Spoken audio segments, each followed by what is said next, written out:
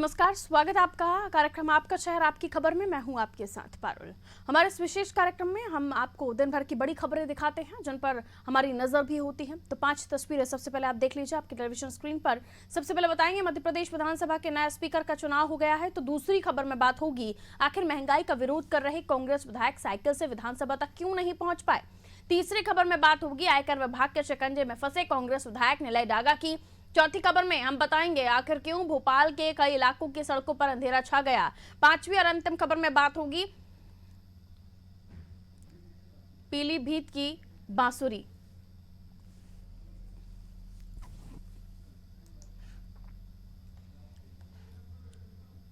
तो मध्य प्रदेश का बजट सत्र शुरू होते ही बीजेपी विधायक गिरीश गौतम ने विधानसभा अध्यक्ष के रूप में पदभार संभाल लिया। सबसे पहले प्रोटेम स्पीकर रामेश्वर शर्मा ने विधानसभा अध्यक्ष के चुनाव की प्रक्रिया शुरू कराई। मुख्यमंत्री शिवराज सिंह चौहान ने रीवा के देवतालाब से 4 बार के बीजेपी विधायक गिरीश गौतम को विधानसभा अध्यक्ष बनाए जाने का प्रस्ताव रखा। इसका समर्थन गृह मंत्री नरोत्तम मिश्रा ने किया। कांग्रेस की तरफ से इस पद के लिए किसी भी विधायक ने नामांकन दाखिल नहीं किया। ऐसे में गौतम विधानसभा के निर्विरोध अध्यक्ष निर्वाचित हो गए। इस दौरान मुख्यमंत्री शिवराज सिंह चौहान ने सदन को संबोधित करते हुए कहा कि प्रोटेम स्पीकर रामेश्वर शर्मा का नाम Guinness book of world record में लिखा जाएगा, क्योंकि उन्होंने कोरोना काल में प्रोटेम स्पीकर के रूप में जिम्मेदारी से अपने कर्तव्यों का निर्वहन किया है।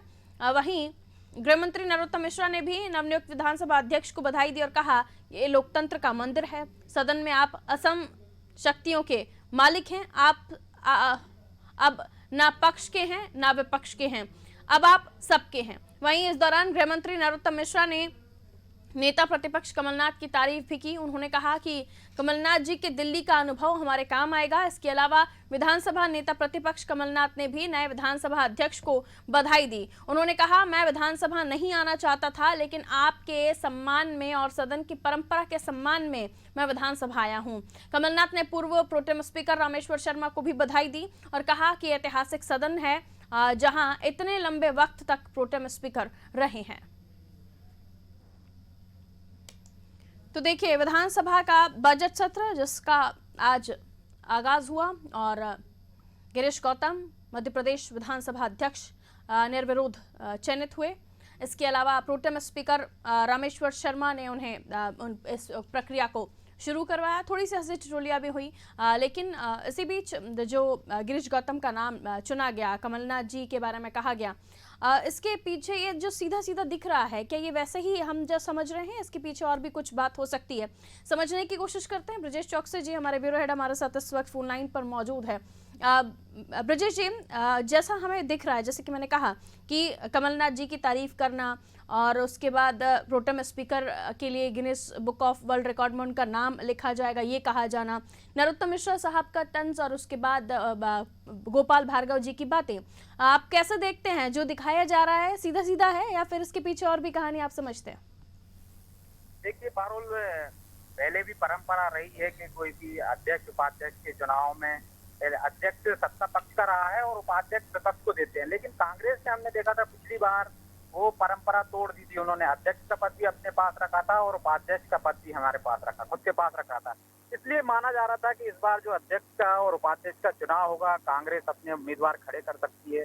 लेकिन ऐसा हुआ नहीं। कांग्रेस भी बीच में कह रही थी हम अपने उम्मीदवार उतारेंगे, लेकिन जिस तरह से हम देख रहे हैं कमलनाथ की और मुख्यमंत्री शिवराज सिंह चौहान की केमिस्ट्री बैठी हुई है, जिस तरह से तालमेल है उनके बीच में, तो आज हमने अध्यक्ष का चुनाव देखा, निर्वाचन हुआ है तो निर्विरोध हुआ है, जिसमें कांग्रेस ने अपना कोई उम्मीदवार खड़ा नहीं किया। तो माना जा रहा है कि जैसे कि उपाध्यक्ष का पद फिर पुरानी परंपरा के अनुसार कांग्रेस के पास जा सकता है यदि भाजपा चाहेगी तो। उसकी मुझे लगता है कि एक तरह से कोशिश की गई होगी कांग्रेस की तरफ से, क्योंकि अब कांग्रेस के पास तो पद बचा नहीं है। तो विधानसभा में उनको उपाध्यक्ष पद की हासिल करने के लिए, पुरानी परंपरा को उन्हें बरकरार रखने के लिए एक पहल की होगी कि हम अध्यक्ष का उम्मीदवार नहीं उतार रहे हैं तो हमें उपाध्यक्ष का मिल जाए। अब इस पहल के क्या परिणाम सामने आते हैं ये तो आने वाला वक्त बताएगा कि उनके उपाध्यक्ष का पद उनको दिया जाता है या नहीं दिया जाता है, या कांग्रेस ने जैसा किया था वैसे ही भाजपा करती है। लेकिन इस तरह से जो तारीफ की गई है प्रोटेम स्पीकर को लेकर, जो कटाक्ष किया गया है, क्योंकि कोरोना काल था और प्रोटेम स्पीकर हमेशा 1 या 2 दिन के लिए रहते हैं अध्यक्ष के चुनाव के लिए। लेकिन रामेश्वर शर्मा ने सर्वाधिक लंबे समय तक ये रिकॉर्ड बनाया प्रोटेम स्पीकर रहने का, तो इसलिए उन्होंने कहा कि इनको वर्ल्ड रिकॉर्ड में इनका नाम जा सकता है, गिनीज वर्ल्ड कार्ड में, क्योंकि अभी तक ऐसा कोई प्रोटेम स्पीकर नहीं रहा जो लंबे समय तक रहा हो। जी। अब हम जो जैसी अपेक्षा करते हैं विपक्ष से कि वो आक्रामक रहेगा, आज तो चूंकि वो राज्यपाल का अभिभाषण था जिसमें थोड़ा बहुत टोका टाकी हुई जैसे आमतौर पर होती है, लेकिन ज्यादा कोई विरोध प्रदर्शन नहीं हुआ है। तो आगे उम्मीद की जा सकती है कि अच्छे माहौल में अच्छी बहस के साथ सदन चलेगा। जैसा कि हम देखते हैं कि मध्य प्रदेश में पहले भी जो कम समय के लिए सदन की बैठकें हुई हैं उसमें विरोध हुआ है और सही तरीके से बातचीत नहीं हो पाई। क्योंकि लंबे अरसे बाद ये विधानसभा का सत्र हो रहा है तो एक अच्छी बहस की उम्मीद की जा सकती है, जनता के हित के मुद्दों पर चर्चा हो सकती है। तो मुझे लगता है कि यदि कांग्रेस ऐसी पहल कर रही है या सही तरीके से बहस कर रही है और अपनी बात रख रही है, जनता की बात रख रही है, तो निश्चित तौर पर अच्छी एक सरकार की उपलब्धि भी है कि वो विपक्ष को समन्वय बना सके और उनको संतुष्ट कर चुके कि बहस करेंगे हम सदन में और एक अच्छी तरह से सदन चलाने की जो परंपरा है उसको बरकरार रखेंगे। बिल्कुल बिल्कुल, देखना होगा कि आगे सदन किस तरह से चलता है। बहुत बहुत शुक्रिया ब्रजेश जी हमारे साथ जुड़ने के लिए और इस खबर पर तमाम जानकारी देने के लिए। तो देखिए, विधानसभा का बजट सत्र शुरू हो गया है जिसमें गिरीश गौतम निर्विरोध लिए गए हैं। अब उपाध्यक्ष पद की जब बात आती है तो क्या बीजेपी भी अपना कैंडिडेट उतारेगी, क्योंकि पिछली बार कांग्रेस की तरफ से परंपरा तोड़ी गई थी, लेकिन कांग्रेस का कहना है कि बीजेपी ने परंपरा तोड़ी थी। तो आगे क्या होता है सदन में ये देखना दिलचस्प होगा, क्योंकि काफी लंबे समय के बाद हम सत्र को देख रहे हैं। चलिए आगे बढ़ते हैं। मध्य प्रदेश विधानसभा का बजट सत्र शुरू हो गया है, लेकिन इस दौरान बढ़ती महंगाई का विरोध कर रहे कांग्रेस विधायक साइकिल से विधानसभा की चढ़ाई नहीं चढ़ पाए। पेट्रोल डीजल के बढ़ते दामों के विरोध में साइकिल लेकर निकले अधिकतर कांग्रेस विधायकों को साइकिल छोड़नी पड़ी।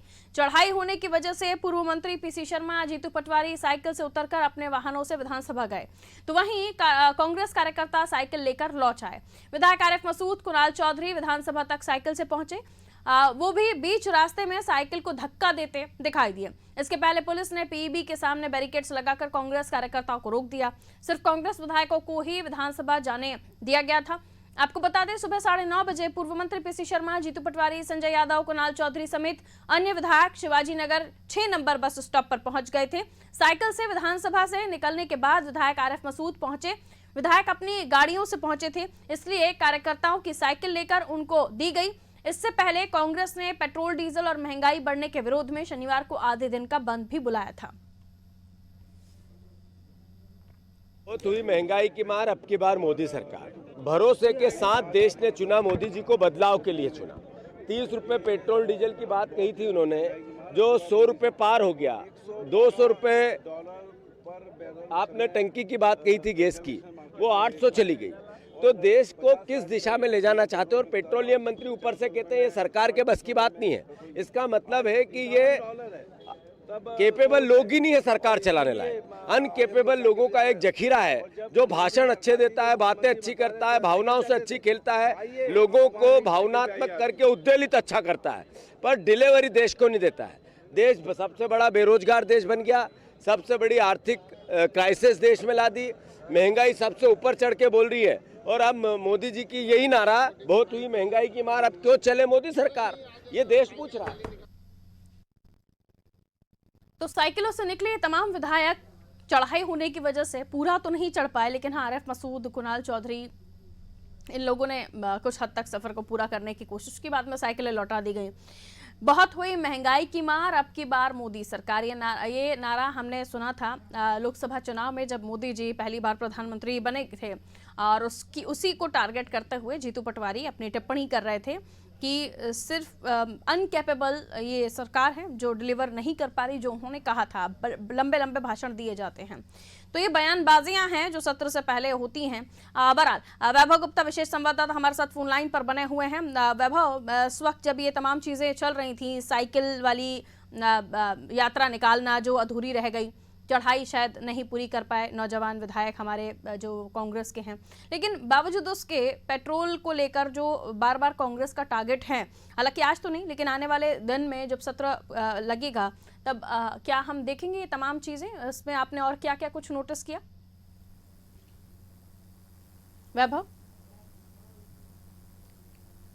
को आवाज मिल रही है हमारी? लगता है आवाज नहीं पहुंच रही है वैभव तक। तो देखिए, मध्य प्रदेश का बजट सत्र शुरू हो चुका है और कांग्रेस लगातार महंगाई को लेकर मोदी सरकार को घेर रही है और पेट्रोल को लेकर, गैस सिलेंडर को लेकर बार बार खास तौर पर मुखर नजर आ रहे हैं जीतू पटवारी। और यहाँ भी उन्होंने जब सत्र पर जाने से पहले ये जब साइकिल चलाने की शुरुआत हुई तो उन्होंने कहा कि जब सरकार आई थी तब उन्होंने ये सपने दिखाए थे कि पेट्रोल 30 रुपये हो जाएगा, रसोई गैस 200 रुपये हो जाएगा, लेकिन आज उन दामों का क्या जो बेतहाशा बढ़ रहे हैं। वैभव गुप्ता लगातार हमारे साथ बने हुए हैं। वैभव, ये जो रैली निकाली गई या फिर ये जो यात्रा की कांग्रेस ने साइकिल से, जो पूरी नहीं हो पाई, और उसके बाद इस आज का दिन क्या क्या कुछ आपने नोटिस किया, खासतौर पर कांग्रेसियों की अगर हम बात करें तो? हाँ बिल्कुल, 15-15 हजार की साइकिलों पर बैठ गए कांग्रेस की विधायक पेट्रोल डीजल के मूल वृद्धि का विरोध कर रहे हैं। तो केवल दिखावट ही नजर आई, क्योंकि देखा जा सकता है कि कहा गया था कि कमलनाथ से लेकर सभी कांग्रेस के विधायक साइकिल से आएंगे चलाते हुए, लेकिन महज 4 से 5 विधायक ही साइकिल पर नजर आए और साइकिल चलाते हुए विधानसभा पहुंचे। और इससे पहले जैसे ही शुरुआत हुई 5 नंबर से इस यात्रा की, इस दौरान आरोप लगाया गया और कहा गया था कि बड़ी संख्या में कार्यकर्ता भी होंगे, लेकिन ना तो कार्यकर्ता नजर आए, केवल 5 विधायक थे। और उन्होंने यही कहा कि जनता से मोदी सरकार ने वादा किया था अच्छे दिन आएंगे, पुराने दिन जाएंगे, खराब दिन जाएंगे, लेकिन अच्छे दिन तो नहीं कहते, महंगाई वाले दिन आ गए हैं। पेट्रोल डीजल के दाम तो के पार पहुंचने पे हैं, रसोई गैस के दाम लगातार बढ़ते जा रहे हैं। ऐसे में मोदी सरकार को केवल अपनी चिंता है, अपने मंत्रियों की चिंता, अपने विधायकों की चिंता, और अपनी जनता की चिंता बिल्कुल नहीं है।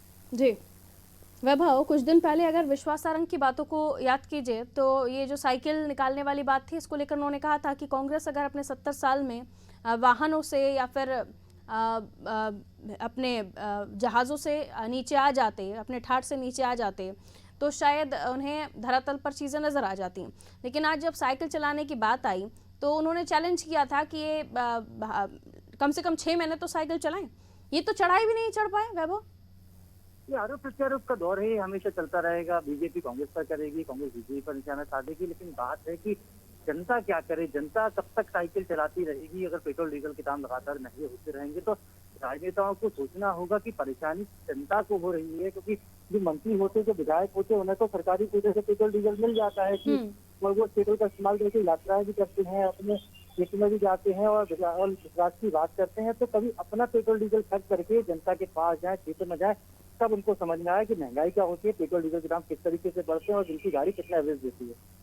चलिए आप बने रहिए हमारे साथ। ये अच्छा कहा वैभव कि 15,000 की साइकिल पर पेट्रोल डीजल का विरोध करने निकले थे, जिसमें हमने देखा कि दाल बाटी पार्टी भी इससे पहले हुई, और वो उसे विरोध कहेंगे, सॉरी माफ़ कीजिएगा, दाल बाटी पार्टी नहीं, उसे दाल बाटी करके विरोध प्रदर्शन किया गया था बनाकर। और उसके बाद आपने देखा कि किस तरह से दोबारा भी बंद किया गया, ये भी विरोध था पेट्रोल डीजल को लेकर, जिसमें बंद में कांग्रेसी कभी 1000 रुपये देते नजर आए, तो कहीं हाथ जोड़ते हुए नजर आए, कहीं जबरिया बंद करवाते हुए नजर आए। आगे बढ़ते हैं। प्रदेश में माफिया के खिलाफ कार्रवाई जारी है। गुरुवार को आयकर विभाग ने कांग्रेस विधायक निलय डागा के ठिकानों पर छापामार कार्रवाई की। लगातार 3 दिन चली इस कार्रवाई में कई तरह के भ्रष्टाचार उजागर हुए हैं। विधायक डागा के महाराष्ट्र के सोलापुर स्थित ठिकाने से भी 8 करोड़ रुपए, जी हां 8 करोड़ रुपए का कैश मिला है। डागा और उनके भाइयों के यहां 3 दिन से छापेमारी चल रही थी। शनिवार रात करीब 1 बजे सोलापुर में डागा का एक कर्मचारी बैग लेकर भागने की कोशिश करते पकड़ा गया। यह बैग नोटों से थबा भरा हुआ था। इसके बाद इसी ठिकाने से इसी तरह के दूसरे भी बैग मिले हैं। नोटों की भारी संख्या को देखते हुए कई नोट काउंटिंग मशीन में लगाने पड़े, यानी उन्हें काउंट करने के लिए मशीनें आ गई साहब। लंबी गणना के बाद ये राशि करीब 7 करोड़ 50 लाख रुपए निकली। डागा बंधु इस धन का कोई स्रोत नहीं बता पा रहे हैं, इसलिए विभाग ने इसे जब्त कर लिया है। पहले 2 दिन में भी बैतूल समेत दूसरे ठिकानों से 60 लाख रुपए की राशि मिल चुकी है। दोनों को मिलाकर सर्च से जब्त राशि 8 करोड़ 10 लाख रुपए बताई जा रही है। राशि ज्यादा होने के कारण सोलापुर में 2 बैंकों की शाखाएं केवल पैसा जमा कराने के लिए रविवार होने के बाद भी खुलवाई गई। आयकर विभाग भोपाल के इन्वेस्टिगेशन विंग में अब तक हुई किसी भी सर्च में एक साथ इतना बड़ा कैश बरामद नहीं कर पाई थी। यह पहला मामला है। 2019 में अश्विन शर्मा मामला याद होगा आपको। अश्विन शर्मा और पूर्व मुख्यमंत्री कमलनाथ के सहयोगियों की यहां हुई सर्च में 12 करोड़ रुपए मिले थे, और अब यह छापा जब दिल्ली के आयकर विभाग की टीम ने डाला तो 8 करोड़ की राशि। लगातार वैभव गुप्ता हमारे साथ बने हुए हैं, हमारे संवाददाता। वैभव, ये दूसरी बार होगा जब अश्विन शर्मा के बाद जब छापा पड़ा तो डागा के यहाँ से 8 करोड़ रुपए काउंटिंग में मशीनें बुलानी पड़ गई। इतनी राशि इन्होंने छुपाकर रखी हुई थी। इससे अंदाजा लगाया जा सकता है कि भ्रष्टाचार किस हद तक, किस चरम सीमा पर जाकर हमारे मध्य प्रदेश में हो रहा है। कहां कहां तक खो दिएगा। आपने जीएसटी लागू की कि डिजिटल होगा इंडिया, भ्रष्टाचार खत्म हो जाएगा, अवैध लेन देन खत्म हो जाएगा। आपने उसके बाद हम आ जाए तो आपने नोटबंदी की, आपने ये कहा कि ये भ्रष्टाचार खत्म हो जाएगा। लेकिन ये जो 8 करोड़ रुपए, 12 करोड़ रुपए राशि निकल रही है, इससे लग तो नहीं रहा कि भ्रष्टाचार खत्म हुआ है, बल्कि भ्रष्टाचार तो न जाने कहां कहां गड्ढों में छुपा के रखा जा रहा है। वैभव,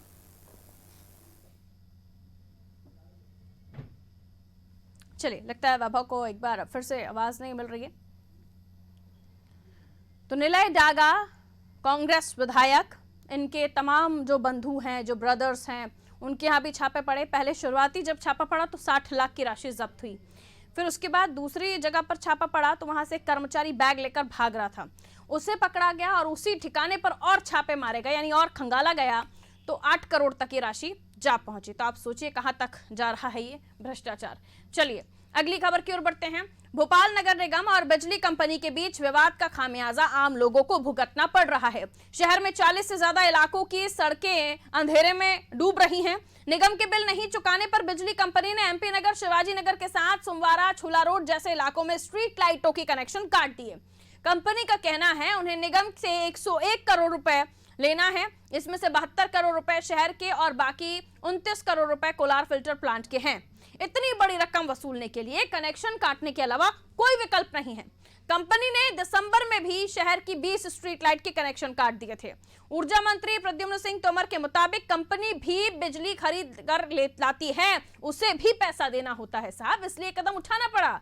स्ट्रीट लाइटों के कनेक्शन काटने के बाद कंपनी ने निगम को धमकी दी है कि वो तो गनीमत है कि हमने पानी के कनेक्शन नहीं काटे। उधर सड़कों पर छाए अंधेरे ने पुलिस की चिंता और बढ़ा दी। लाइट बंद होने से सीसीटीवी कैमरे भी बंद हो गए, जिसके चलते पुलिस को पेट्रोलिंग बढ़ानी पड़ी है ताकि अपराध ना हो। तो एक लाइट जो है वो कितनी परेशानियों से बचाती है, इसका अंदाजा आप खुद लगाइए। और जब लाइटें काट दी गई हों, वो भी स्ट्रीट लाइटें, जो आप सड़क पर चलते हैं ना, आपको नजर आता है बड़े बड़े से बल्ब लगे होते हैं रोड के साइड में, उसे स्ट्रीट लाइट कहते हैं, उनके कनेक्शन काट दिए गए। अब जो बिजली विभाग है उनका कहना है कि नगर निगम से उन्हें 101 करोड़ रुपए की राशि लेनी है। उनके पास और कोई विकल्प ही नहीं था इस राशि के बारे में, इस राशि को वसूलने के लिए। तो अब क्या होगा, 1 करोड़ रुपए बिजली विभाग को दिए जाएंगे, क्योंकि ऊर्जा मंत्री खुद कह रहे हैं कि बिजली विभाग को भी तो लाइट खरीदनी पड़ती है, वो कहां से पूरा करेंगे इस चीज को। तो अब निगम और बिजली विभाग की आपसी लड़ाई में या डिपार्टमेंटल फाइट में हर्जाना भुगतना पड़ रहा है आम जनता को। जो जरा सा टैक्स देने में साहब लेट हो जाए ना तो फाइन चार्ज कर दिया जाता है, उससे तो बराबर टैक्स टाइम पर वसूला जाता है, लेकिन उसकी सर्विसेज में डिपार्टमेंट्स आपस में जो लापरवाही करते हैं उसका हर्जाना फिर एक बार आम आदमी को भुगतना पड़ता है। ऐसे में किसी के साथ कोई परेशानी हो या कोई घटना हो जाए तो आम आदमी भुगते, कोई चोरी चकारी हो जाए तो आम आदमी भुगते, और ऐसी कई चीजें हैं जो सीसीटीवी कैमरे से मॉनिटर की जाती हैं। सड़कों पर लाइट होती है तो एक्सीडेंट कम होते, गड्ढे दिख जाते हैं, आपको है भी कि नहीं, आप आराम से गाड़ी निकाल लेते हैं। चलिए आगे बढ़ते हैं। यूपी सरकार जहां पीलीभीत की बांसुरी को बढ़ावा देने के लिए एक जिला एक उत्पाद के माध्यम से बांसुरी को चुना है, तो वहीं जिला अधिकारी पुलकित खरे भी पीलीभीत की बांसुरी को पहचान देने के लिए कोई कसर नहीं छोड़ रहे। उन्होंने बरेली में झुमका चौराहे की तर्ज पर पीलीभीत में बांसुरी चौक का निर्माण कराया है। उनका कहना है बाजार उपलब्ध कराने के लिए बाहर के व्यापारियों से बात की जाएगी ताकि पीलीभीत के कारीगरों की समस्या को दूर किया जा सके, उनके काम को नया आयाम मिल सके। ये पूरी कोशिश है। आप ये रिपोर्ट देखिए, पूरी कहानी आपको खुद समझ आ जाएगी।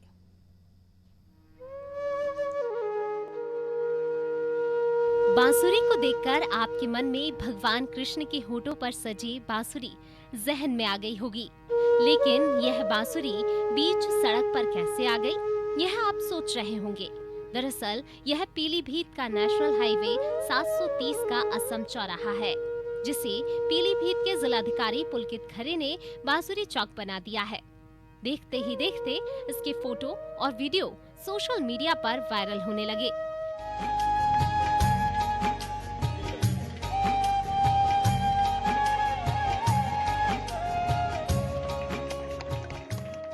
इसी के के चलते पीलीभीत की पहचान बांसुरी को सच में पहचान बनाते हुए इस चौराहे पर विशालकाय बांसुरी का निर्माण 2 महीने के अंदर कराया गया, ताकि हाईवे से गुजरने वाले यह बांसुरी देखें और सोचें यह बांसुरी यहाँ पर क्यों बनाई गई है।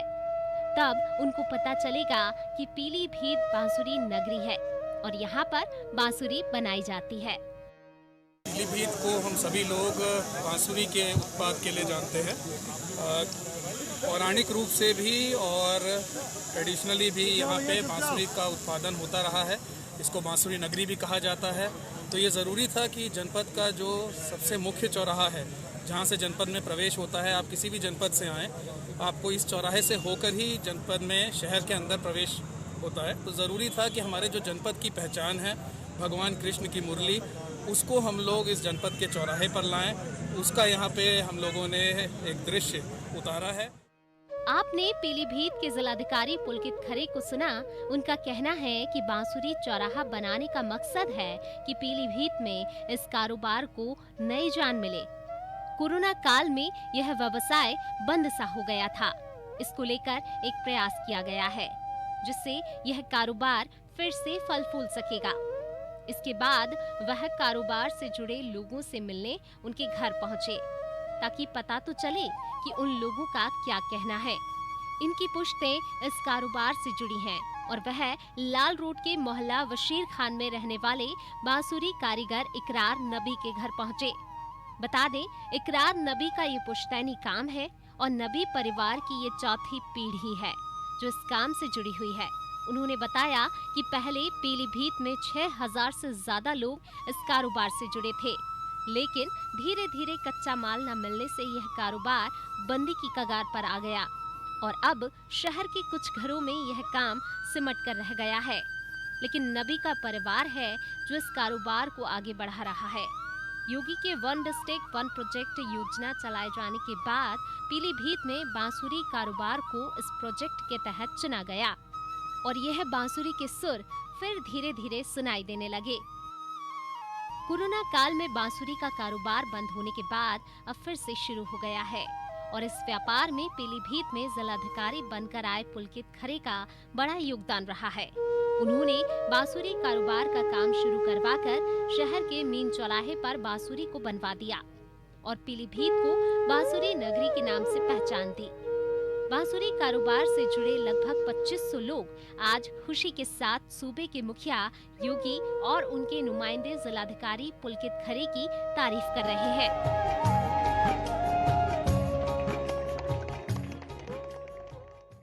बहुत अच्छा काम करा है ये। हम योगी जी और प्लस जिलाधिकारी महोदय का यहाँ धन्यवाद है। उन्हीं ने इसमें इतना इंटरेस्ट लिया और बांसुरी वालों के लिए सोचा और आज ये चौराहा जो बना है इससे काफ़ी चर्चित है मामला और हमें उम्मीद है कि बांसुरी का कारोबार इससे बढ़ेगा। लोग आए जाएंगे तो देखेंगे हाँ यहाँ की एक पहचान बन गई है ये बांसुरी। तो बांसुरी चौराहा बनने से हमारी पहचान बनी है। मैं उनका धन्यवाद करता हूँ। बहुत साल हो चुकी हैं हमें काम के लिए। 100 रुपये मिलते हैं, 3 लोग करते हैं तो बहुत करती हैं। अब बहू भी करती है, हमारी एक घर किराए का है। हमारे यहाँ 2 बेटियाँ हैं और एक बहू है। एक हम करते हैं, हमारे पति करते हैं, हमारे लड़के करते हैं। गौरतलब है कि कोरोना की वजह से पीलीभीत का बांसुरी उद्योग काफी अरसे से ठप पड़ा है, लेकिन किसी जमाने में जिला इसी उद्योग की वजह से जाना जाता था। एक समय था कि जब इस उद्योग से हजारों लोग जुड़े थे, लेकिन जब छोटी लाइन समाप्त हुई थी तो असम से बांसुरी के बांस आने में काफी दिक्कत का सामना हुआ और मटेरियल नहीं मिलने से यह उद्योग दिन ब दिन ठप होता चला गया। स्थिति यह हुई कि जो बांस 4 से 5 हजार में आता था उसकी लागत 50 हजार पहुँच गयी और मुनाफा नहीं मिल पाने की वजह से लोगों ने धीरे धीरे बांसुरी बनाना ही छोड़ दिया। लेकिन प्रदेश में बीजेपी की सरकार ने एक जिला एक उद्योग के तहत पीलीभीत को बांसुरी उत्पादन के लिए चुना, तो वहीं जिलाधिकारी ने इस कारोबार के लिए नई पहल शुरू की। खरे ने मुख्य चौराहे का नाम बांसुरी चौक रखने के साथ बांसुरी भी डिजाइन कराई। इसका लाभ निश्चित रूप से यहाँ के बांसुरी के व्यापार को उभारने में एक सार्थक पहल कही जा सकती है। अब पीलीभीत के बांसुरी उद्योग को इस छोटे से प्रयास से जरूर संजीवनी मिलेगी।